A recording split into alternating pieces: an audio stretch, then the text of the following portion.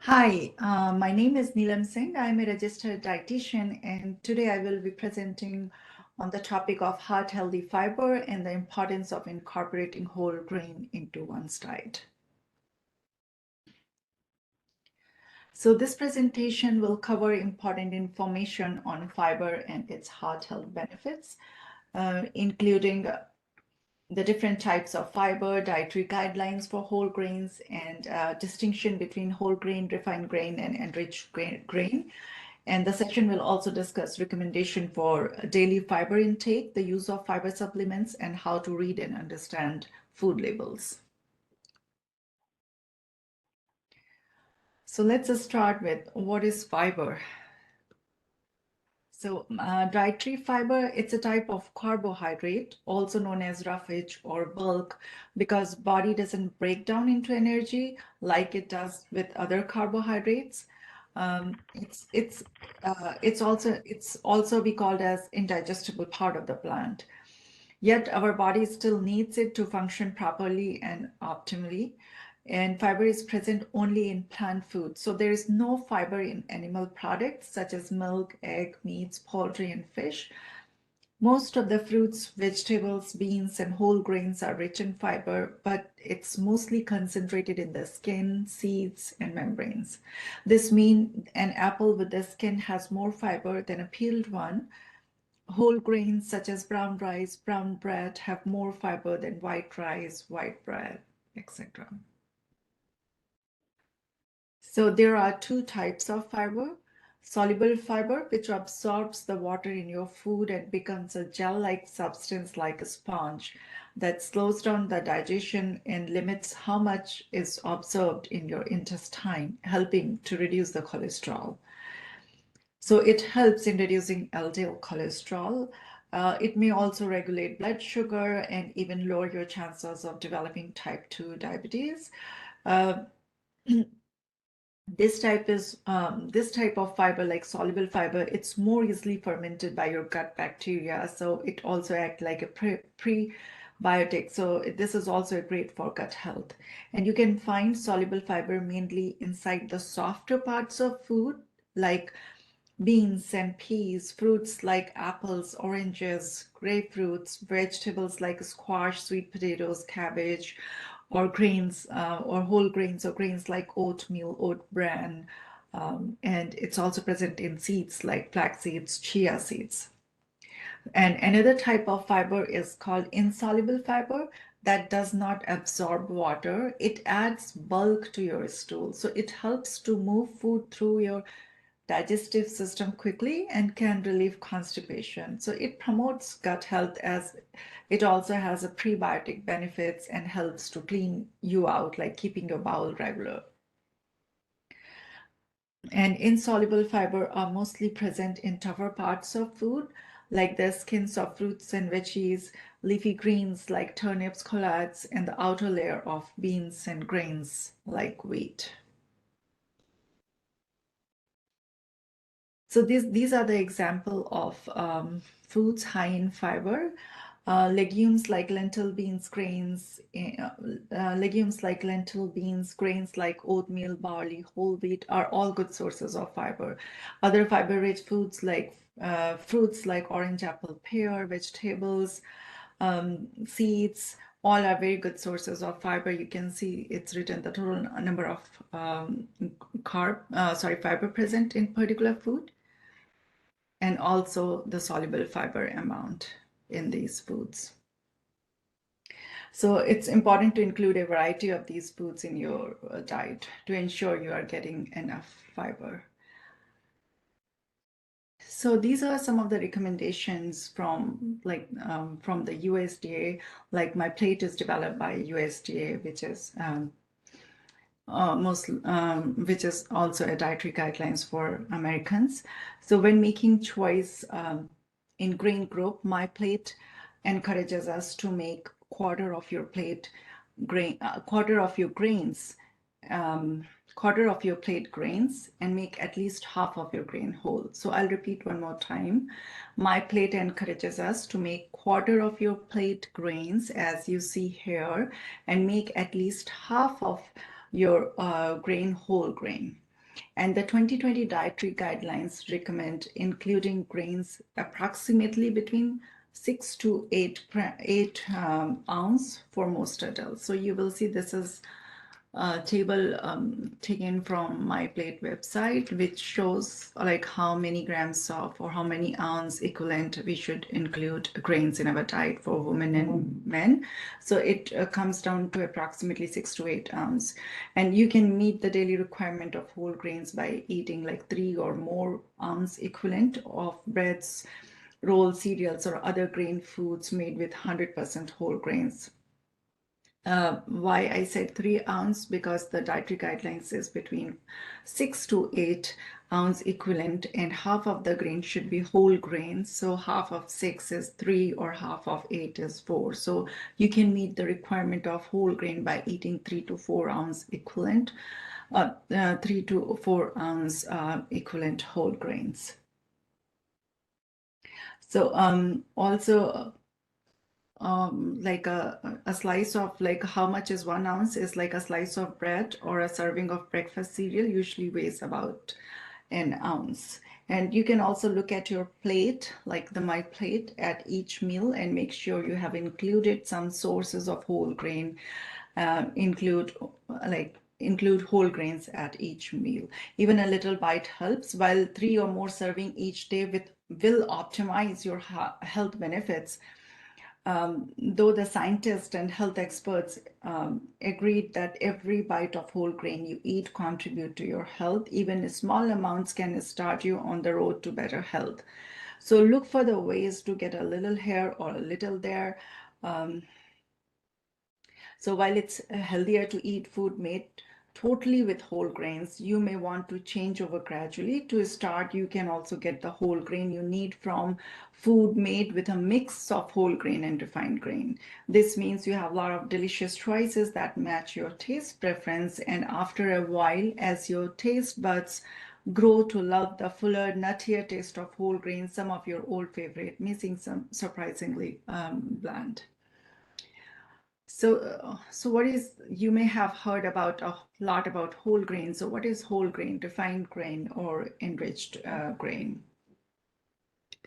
So here is a picture. Whole grain have 3 parts, including bran on the outside, which is where the fiber is.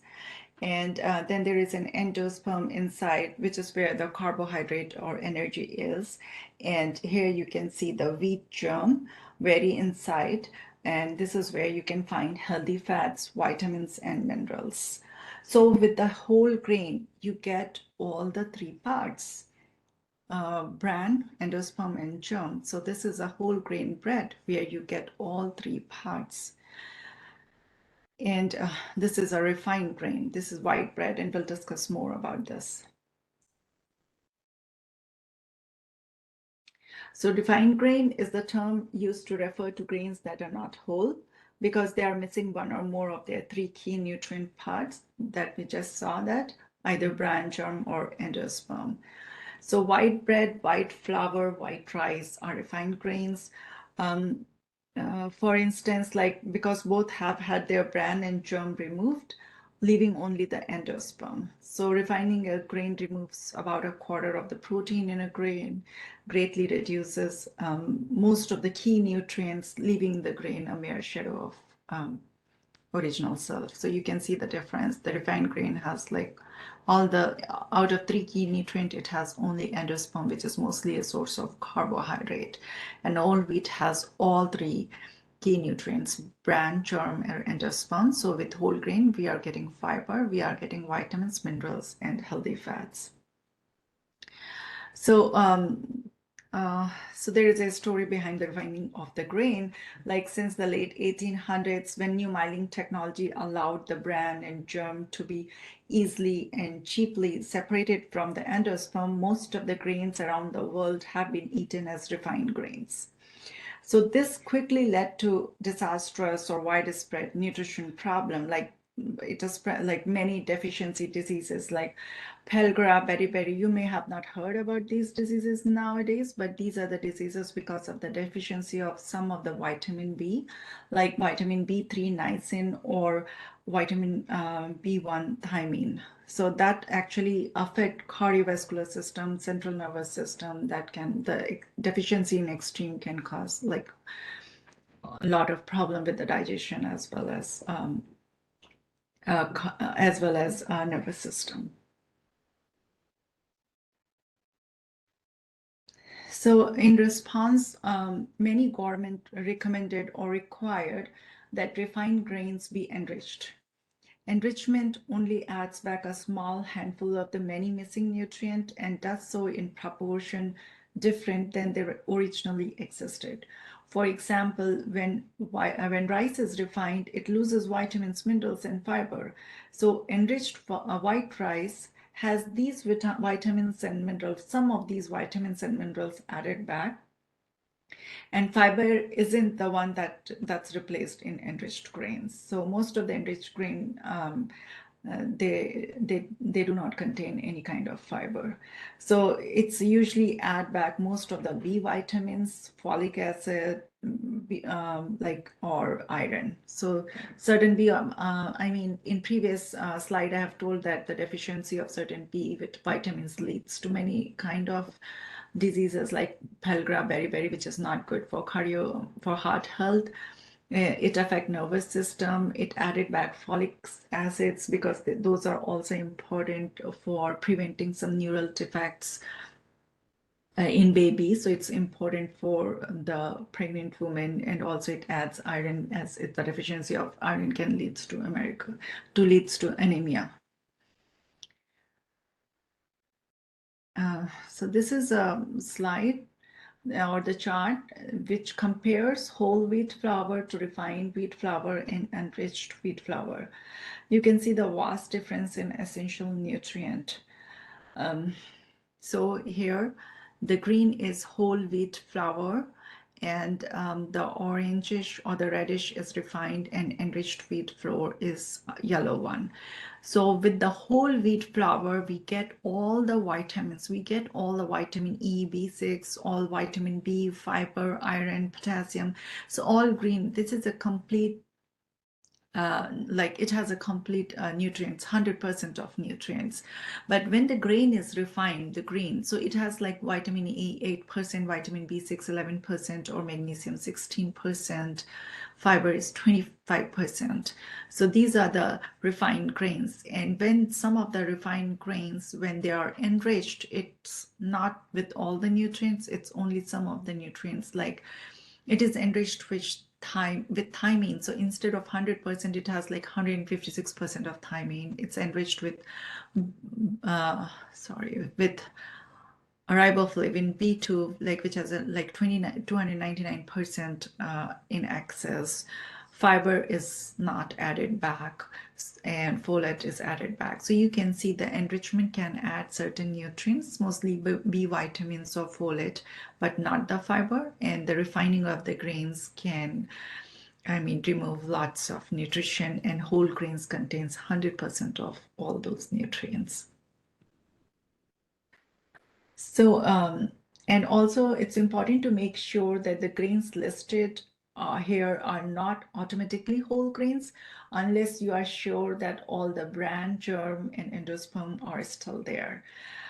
That said, that the grains in red are virtually always whole in our food supply, like amaranth, buckwheat, millet, oats, quinoa, brown rice, teff, and wild rice.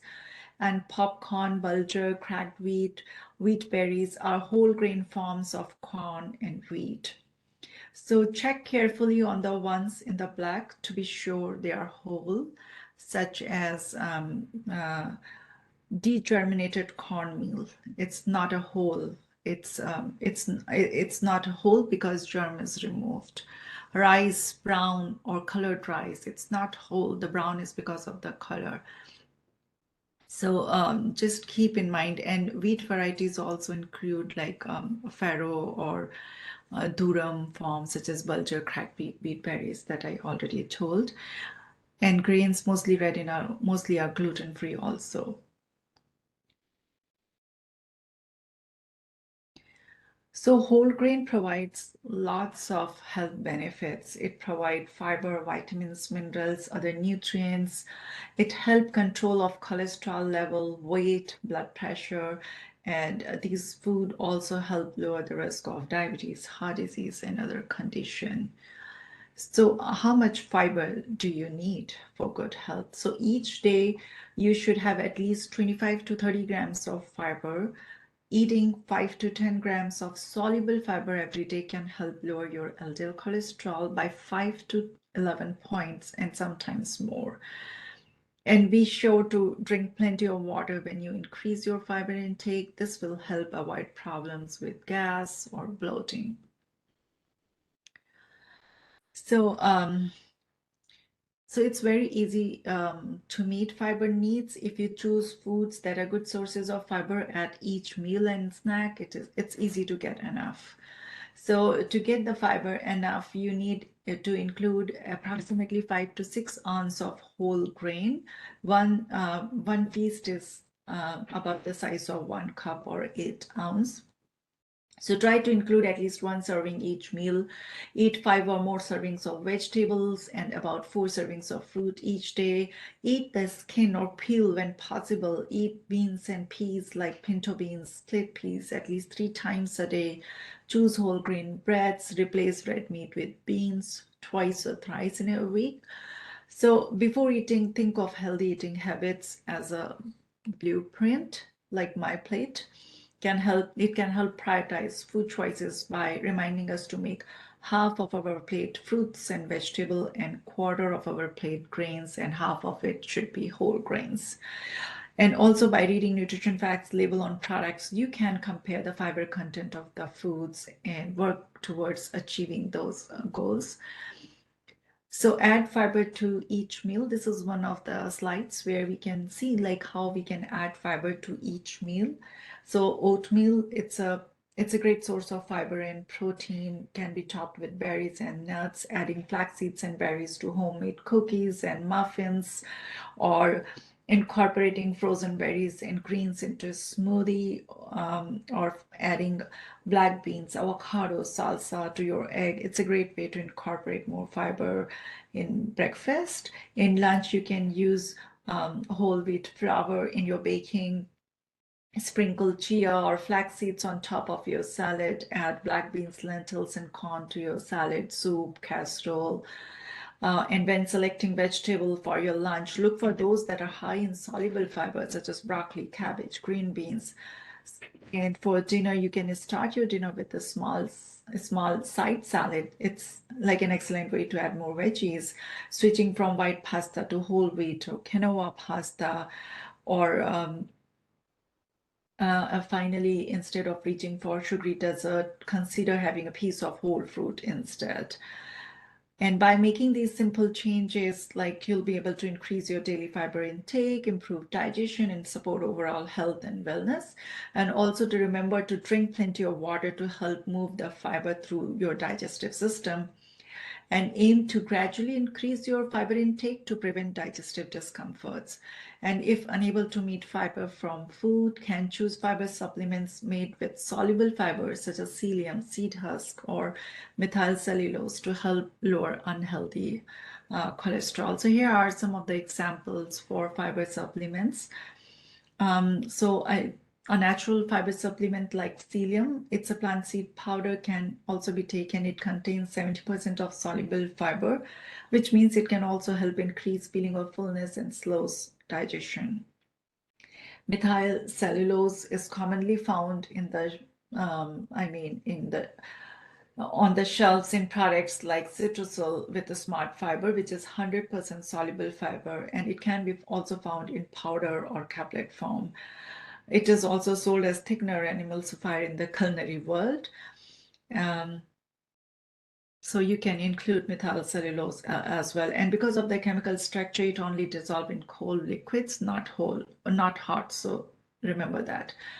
Another way to reduce is plantastenol and esterol. If you will see there is one supplement called Cholesterol it has plant stenol and sterol.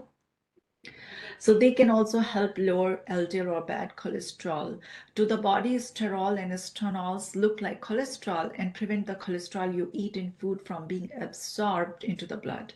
So when you eat food that contains dietary cholesterol, which is mostly found in animal products like meat, egg, and dairy, your intestinal tract absorb that cholesterol and put it into bloodstream. You can see in this example, but plant sterol and plant stenols are chemically similar to dietary cholesterol found in animal products. So when the sterol and stenols travel through your digestive tract, they get in the way of dietary cholesterol, preventing it from being absorbed into the bloodstream.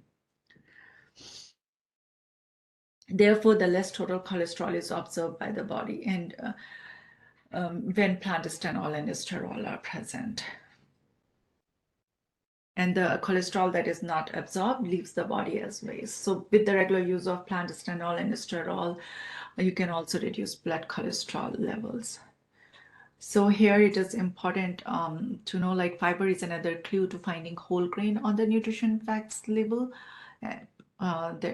So here you can see an example in whole grain. Here in dietary fiber is 3 gram, dietary fiber is 2 gram. So you can choose the one which has more fiber. You can also look for percentage daily value, which means 5% or more is better, and is 5% or less is low in that nutrient, 10% is like moderate in that nutrient, and 20% or more is an excellent source of that nutrient. So if you will see, dietary fiber is 12%, which is like, okay, it's a moderate source of fiber. Also, in a product, it's also important to know to read the ingredient list or choose food with whole grain ingredients, and you should be knowing how to look for whole grain.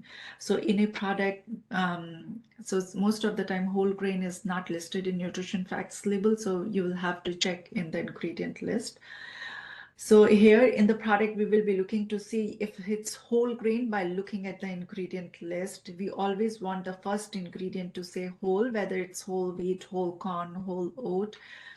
And also ingredient are listed in descending order by weight. So the closer an ingredient is to the beginning of the list, the more of that ingredient is in the food. So here are some examples. So is this product whole grain? So it's very important to look at the ingredients to see what you are actually eating. In this case, the first ingredient listed is enriched wheat flour, and whole wheat flour is not listed until the third of the way down the list. So this product is not a whole grain bread, and it has enriched wheat flour. Enriched wheat flour is a refined flour that has had some of the nutrients removed, whereas whole wheat flour contain all parts of the grain, and it's a better source of fiber and nutrition. So, and there is another example for whole grain. So what you see, like, which ingredient does this product have the most of it? Whole grain, because it's the first ingredient. You can see it's the first ingredient that is listed. So to ensure that you are purchasing a whole grain, look for the word whole before the name of the grain, whether it is whole wheat or whole grain. And the whole grain should be listed as first ingredient. And if you are not sure whether a bread is whole grain or not, you can also look for the fiber content here.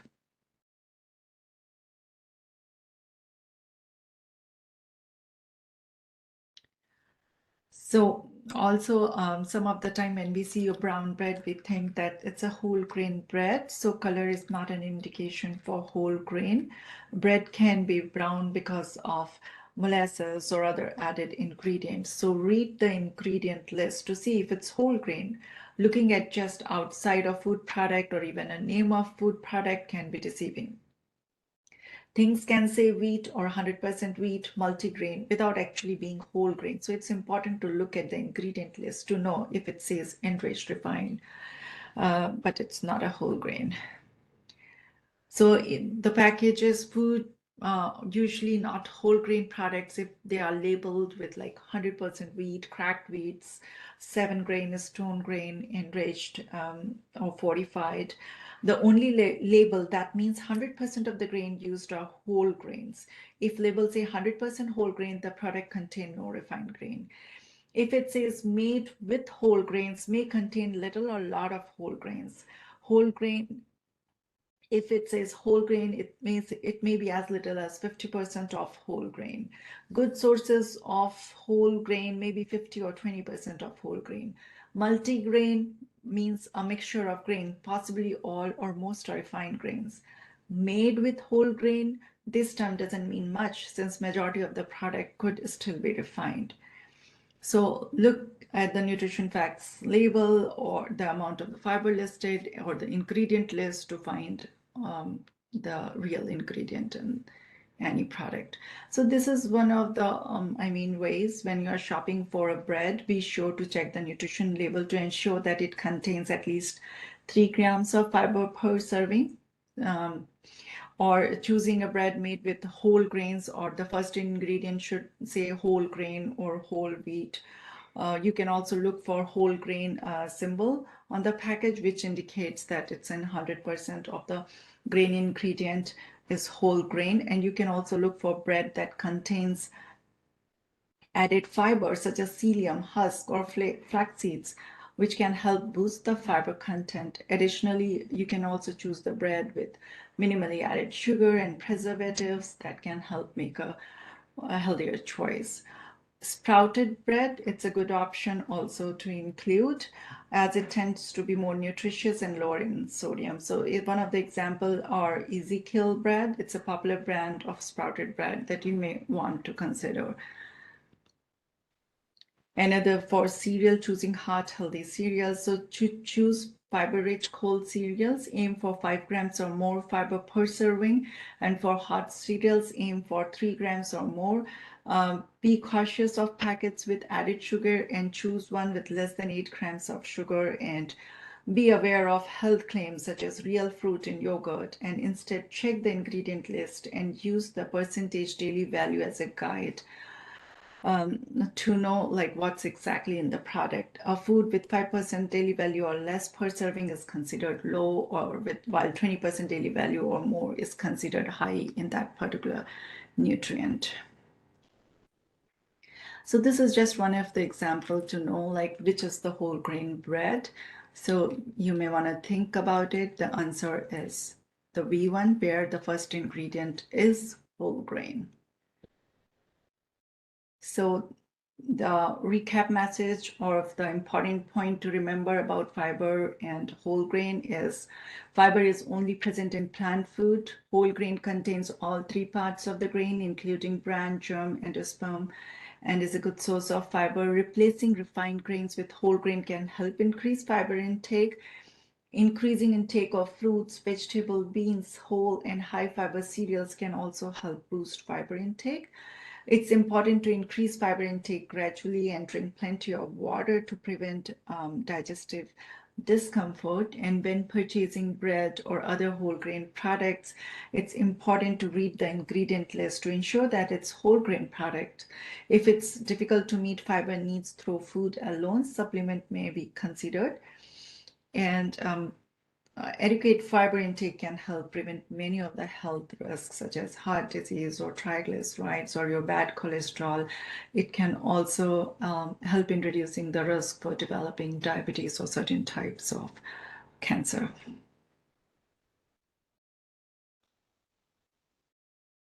So thank you for attending the session on fiber and whole grain. I hope that you found the information informative and useful for making healthy dietary choices. Thank you.